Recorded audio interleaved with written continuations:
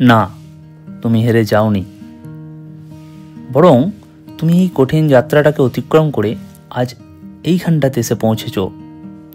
তোমার এই নতুন তুমিকে এক অসামান্য পথের দিকে ঠেলে দিচ্ছ। তুমি এক অসাধারণ পরিবর্তনের মধ্যখানে এসে সেই গুরুত্বটা বুঝতে শিখেছ আর এক রূপ দিচ্ছ। ভবিষ্যৎটা ঠিক না বুঝলেও পরিবর্তনের আঁচটা একটু হলেও টের পায়ে দিচ্ছে।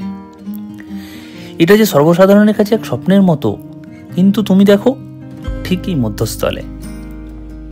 এটা নিয়ে তুমি গর্ব করো, হ্যাঁ গর্ব করো তোমার প্রত্যেকটা পদক্ষেপকে নিয়ে যা তুমি একা নিয়েছো।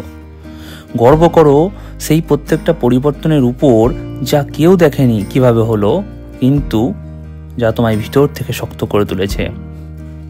মনে রেখো, এটা একটা বিজয় যাত্রা থেকে কম কিছু না। আর হ্যাঁ, তুমি সেই বিজয় যাত্রার এক অধিনায়ক। নমস্কার, পাপ্পু ঘোষ।